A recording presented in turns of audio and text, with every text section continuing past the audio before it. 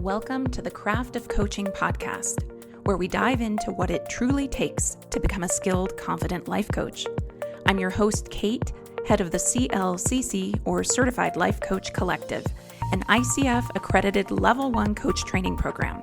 We combine courage, coaching, and community to offer you more than just a training program, but a life-changing experience where you use your own personal transformation as the learning ground for supporting your clients. On this podcast, we explore how you can use coaching skills so you to usually support think your of clients or coaching expand your and you own think, growth. I'm All working grounded with a client, in right? evidence-based coaching practices. Coach, Learn client, more about our program that's coaching. and get free resources You might be for listening to becoming this a so life far and coach thinking, at yeah, Kate, what are you getting at here? teamclcc.com. And Well, now, what I'm getting here's at here today's is that self-coaching is a thing. And you will start to notice something happening the longer that you are a coach. Very interesting little something. And what you'll start to notice is that when you are on the phone with a client, and perhaps that client is talking to you about something that you know you in your own life still get stuck around, you will find that it is much easier usually to offer a client support for those things that you know you get stuck around than it can be to offer yourself support. But never fear, because you can step into self-coaching. You can start using the same tools that you use with your clients to elevate your own life. Before I talk about what those tools are, I want to just briefly say how important I think it is that coaches are working on themselves. In coaching, we really need to be conscious of any tendencies to go into a kind of guru space. And when I see coaches do this, often it's very unintentional. So I totally get it. You start to learn things, you start to have these insights about how life works, you start to see your clients getting stuck in some of the same habitual places. And because you see that over and over and over, you yourself then start to go, oh, okay, like the same 5 clients have been stuck in the same area in their lives before they came to coaching with me. And I've been stuck in that area before. So maybe it's not that I'm not enough, or maybe it's not that I'm like a bad person who needs to get her shit together. Maybe it's that this is just part of being human. And people struggle in this way. And in the same way that I give my clients grace, I could also give myself some grace.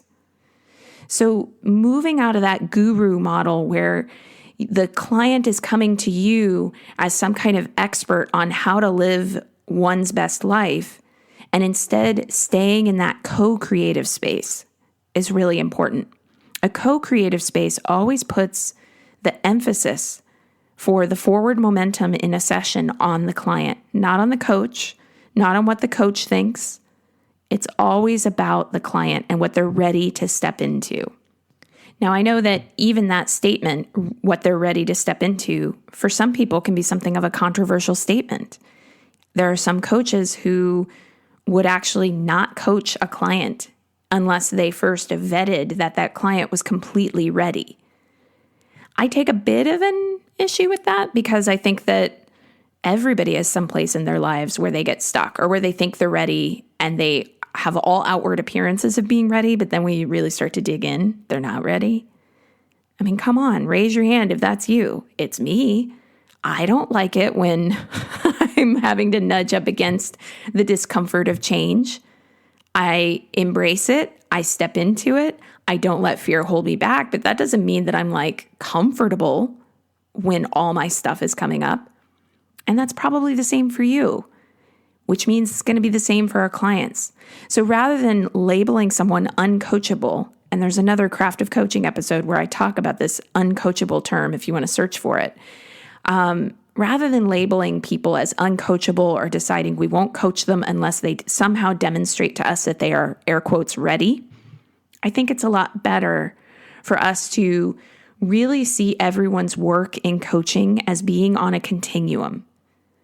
People are moving, they're changing, they're shifting, and sometimes it's the metaphor of planting a seed, and that seed is going to be under the soil where it's dark, and above ground, as coach, you don't see a lot of what's happening for that client yet because something's germinating. Something needs time to actually be in the muddy muck, the dirt. And your clients, with enough time, being allowed to explore the messier parts of their process, or to just simply have a process period and not always be so results driven, your clients will start to slowly poke up from that seed, and the first little stem will begin to appear of their progress. I think the more space we can allow our clients to have a process, the farther they end up going. But now let's get back to self-coaching, because the same thing is true of you. You are allowed to have a process around learning the coaching skill set, one that will go beyond your time in any coach training program. You are allowed to have a process of uncertainty as you first start marketing yourself. Who said that you're supposed to start marketing yourself and feel completely confident at all times, or else you're a fraud? Who made that rule? Certainly not me. It's not how I started out. It's not how any of my colleagues who are now making 6 and 7 figures at coaching started out. I don't think it's how really anyone starts out.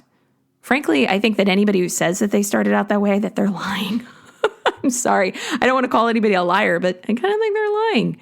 It's like when people are like, I don't care what anybody thinks of me. Liar. Yeah, you do. Like at least a little bit. You might not let it hold you back, which is different, but you are a human being and you do care what people think. On some level, it doesn't feel good when people criticize you or put you down. So AKA, you do care, but you don't let it hold you back. Congratulations that you don't let it hold you back, but stop saying you don't care what people think. So the confidence, the development of who you are as a coach is not just like, I'm done with my training, so here I am world, and I now have all the answers for myself, for my clients. You will continue to grow, to shift, to change, to look around and go, WTF at your life. Give yourself that grace as a coach. Stop putting this pressure on yourself to have all the answers. And I know that there are going to be coaches who listen to this podcast and they've heard that before. They've heard before that coaches are not supposed to have all the answers for their clients, that coaches are not supposed to be the experts on their clients' lives. But still, if you listen to your self-coaching, maybe tap into some of your own internal dialogue about how you think a session is supposed to go, you might still find these little places where you put an internal pressure on yourself to fix, to solve, to do something radical that moves your clients' lives forward. We got to remember, they move their lives forward. And your coaching skill set is going to continue to evolve throughout your career as a coach, which means that who you are as a coach today is not who you will be as a coach a year from now or 2 years from now. Now, if you're interested, I have a book on coaching, actually. It's called The Gift of Coaching. A couple people have told me that when they search for it on Amazon, The Gift of Coaching alone does not turn up the book. Not sure what's going on with that. But if you search for The Gift of Coaching with my name, Kate Swoboda, you will find it. And it's only a couple bucks. It's digital. And it talks a lot about how you as a coach can start to move into that reframe around feeling that pressure to deliver a, capital R result for your clients. How do you get out of that space? Well, part of it is you allow yourself to have a process, a very human process. So that having been said, now let's talk about some of the tools that you can use for self-coaching.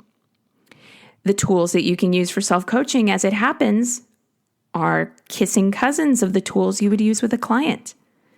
For instance, you can use the tool of mirroring with a client. And if you want, you can listen in on the Craft of Coaching episode called Essential Coaching Skills, in which I break down different coaching skills. Mirroring is one of them. And in a coach-client relationship, mirroring is used to check the coach's understanding of what the client said, to show the client that you are listening with empathy and awareness and presence, and also to kind of reflect back to the client and let them hear what their actual words or phrases or stories are. You can do this with yourself. You could, for instance, record yourself talking about feeling frustrated about a problem for about 5 minutes, and then listen back to the recording. But this time, put on those listening ears that are those coaching, that coaching level of listening. Put on the listening ears that are listening for patterns, for things that stick out, for stories, for assumptions, for the critic. And as you listen, go, oh, okay, so if I heard a client say this, what would I say to them? And as you're listening to yourself, it might be a little harder to listen to yourself with compassion and non-judgment than it is to listen to a client. And that gets to be a moment for you to explore. Why is that? And how do you step into practicing that compassion and non-judgment for yourself that you would give to a client? We often forget compassion and non-judgment are practices. We don't necessarily know how to do them just because we want to be nice, kind, good people. You might need to slow down a little bit. Mirroring can also work with journaling. Same kind of thing. Give yourself a timer. I'm going to write about a problem I'm sitting with right now. I'm just going to go all out. I'm going to say all the things I want to say. I'm not going to try to make it pretty or nice or any of that. I'm just going to be angry if I'm angry, sad if I'm sad, whatever I am. I'm going to write it all out. And then maybe take a 20-minute break and then come back and read through it. And same thing. Notice, what are the patterns? The patterns of speech, the figures of speech that stick out to you, the phrases that indicate something that could be really important. If you were in a client session, those phrases, those patterns would be things you'd mirror back to the client. If you're giving yourself self-coaching, what you might be doing is pulling some of those phrases and just noticing them. Maybe you'll notice that as you're frustrated about a situation with your partner, it mirrors a similar kind of frustration that you have long had with a parent. Aha, there's your work. It's not necessarily about your partner, and it's not necessarily about your parent. It's about the pattern, the way of engaging with that behavior or that verbal tic that they have, or whatever it is that's getting on your nerves or presenting such a challenge. Another skill that you can use with yourself for self-coaching is powerful questioning. We talk in the Courageous Living Coach certification about different types of questions. There are questions that are body-based. There are questions that are about creation and what the client wants to create next. There are questions that are narrative and about the internalized stories or assumptions that the client has about who they are or the way life has to work. And you can have a list of powerful coaching questions. Pull it out wherever you went for your training. There's a book, actually, that we recommend in CLCC. We buy it for all of our trainees and include it. The Book of Coaching Questions by Stoltzfus. It's kind of a difficult name to pronounce, but Stoltzfus, I believe, is how it is spelled. It's another one you could look up on Amazon, and it lists a lot of different coaching questions, and you can try using them on yourself. Who would I be if I was not hooked into that's how it must be? Or, what is it that I want to create even amid difficult circumstances? Or where does getting hung up on this person's attitude end up having power over my attitude? These are all questions that you could examine in a session with a client, and they're questions that you could examine with yourself.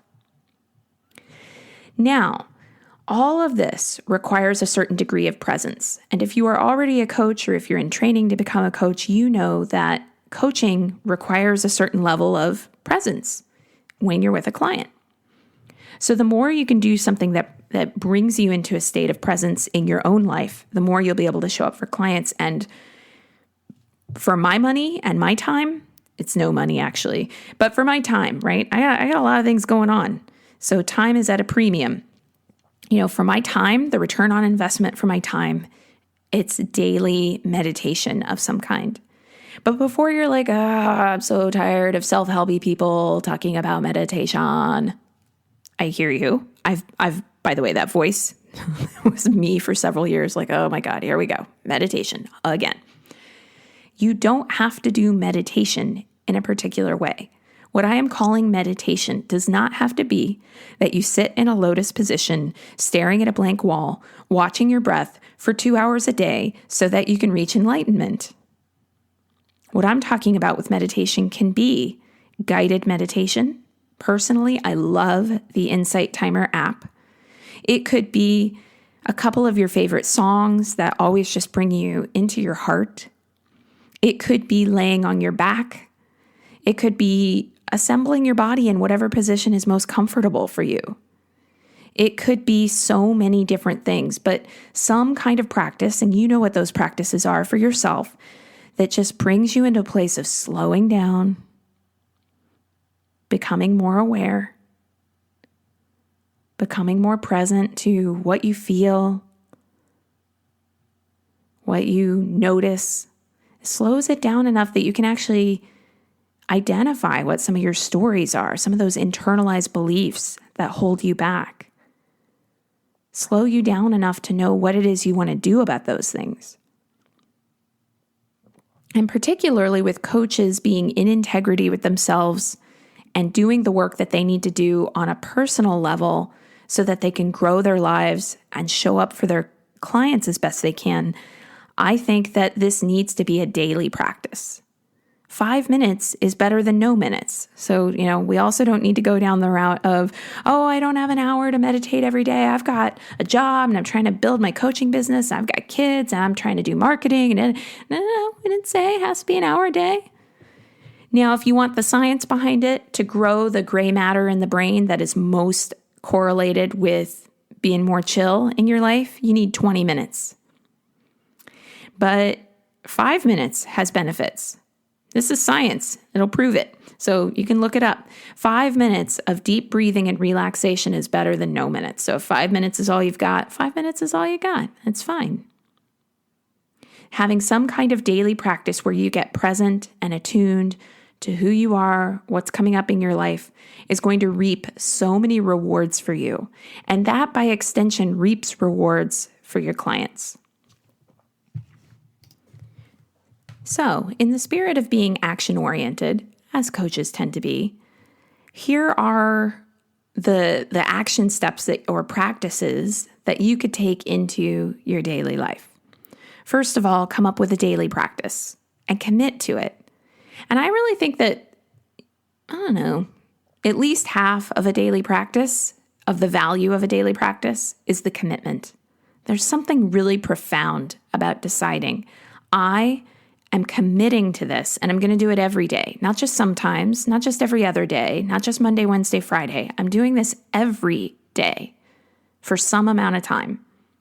So commit to that daily practice and really see where it takes your life. You'll also get some compassion and some insights into how hard it can be for our clients to take on daily practices and really make those commitments and really stick to those commitments.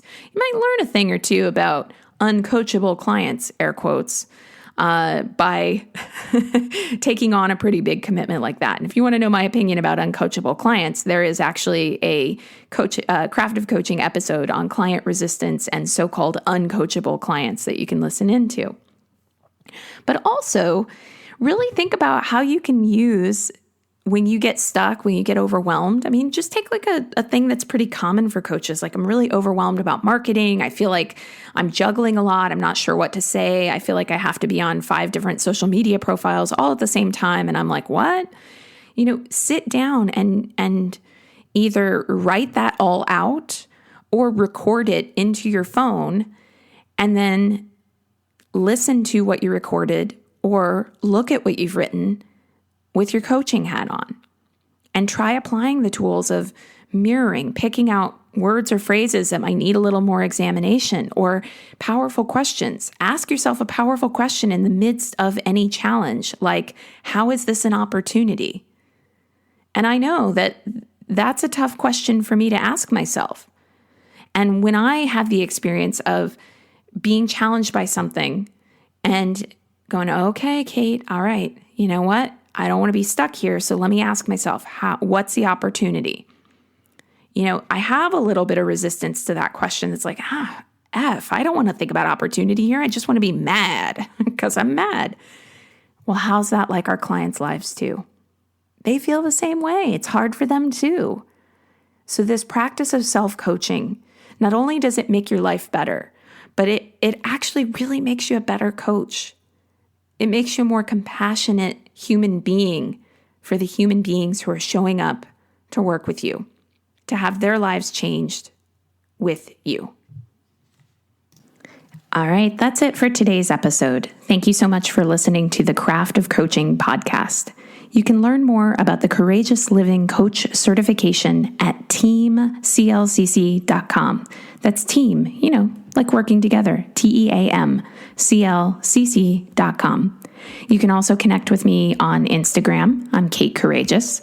You can find my book, The Courage Habit, at Barnes & Noble, your local bookseller, and of course at Amazon. All right, that's it for today's episode. Thank you so much for listening. Before you go, would you help us out and take a moment to give us a rating in iTunes, Spotify, or wherever you're listening? It really helps us get the word out to other listeners.